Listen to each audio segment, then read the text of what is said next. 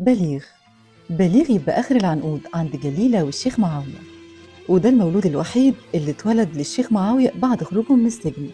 بليغ دخل الأزهر من صغره واتنشأ نشأة دينية، وكان دايما بيلفت الأنظار بشبابه وقفطانه وعمته.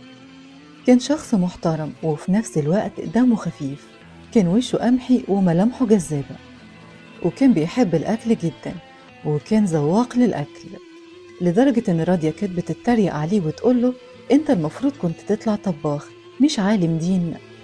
لكن أحوال بليغ اتبدلت خالص بعد موت الشيخ معاوية. بعد ما كان شيخ وبيقرأ قرآن بقى يسكر كل ليلة، حتى الأزهر اتفصل منه بليغ.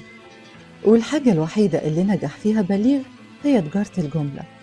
أمه جليلة اتنازلت له عن حتة أرض فباعها وفتح دكان وبقى يتاجر بالجملة، ومن وقتها حاله اتبدل خالص والقرش جري في ايده. وكمان اتجوز من أمينة الفنجري، بنت مقتدرة ماديا وأهلها مقتدرين، وبنى بليغ سرايا فخمة.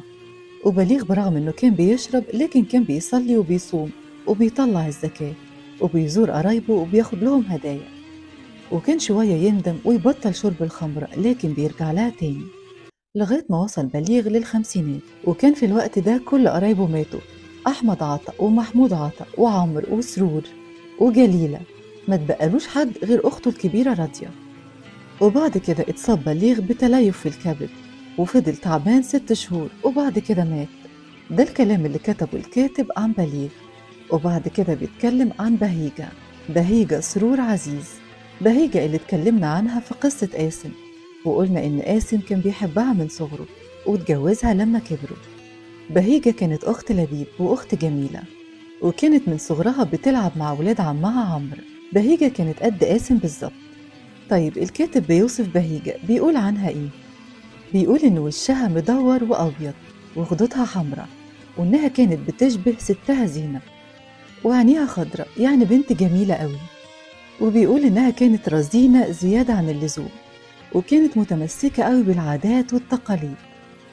وبيقول الكاتب إن ده كان مخلي دمها تقيل شوية. بهيجة ما اتعلمتش زي أختها جميلة، يعني اكتفوا بإن هم راحوا الكتاب وهم صغيرين.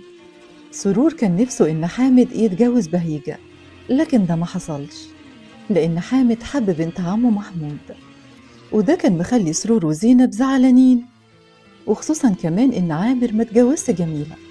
وقال سرور لأخوه عمرو مش كان أولى نجوز حامد لبهيجة؟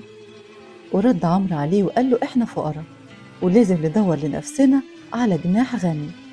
قال له بعدين بنتك يعني جميلة ومش هتستنى كتير. لكن بهيجة ما زعلتش على حامد لأنها أصلا ما كانتش عايزاه، وكانت شايفاه واد خفيف، وكانت بتغير على قاسم من أختها جميلة، لأن جميلة برغم إن قاسم كان أصغر منها لكن كانت بتتدلع عليه وكانت بتطلع وراه على السطوح، والكلام ده طبعا ما تذكرش في المسلسل. أما قاسم كان معجب بجميلة ومعجب بحبها ليه، وما بدأش يشوف بهيجة إلا لما اتخطبت جميلة، وفضل يحب بهيجة سنين. ولما فكر إنه يتجوزها أمه رفضت وقالت له دي قدك ومن سنك ما تنفعكش. وبعد سنين مات سرور أبو بهيجة وماتت كمان أمها زينب ومات عمها عمرو، وفضلت بهيجة وحيدة.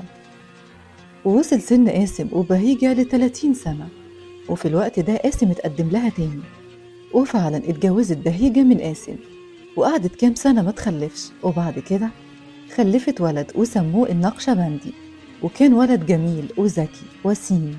والنقشبندي كبر وتخرج من كلية الهندسة، وسنة 1967 سافر بعثة. البعثة دي كانت لألمانيا، وهناك اتعرف بألمانية واتجوزها.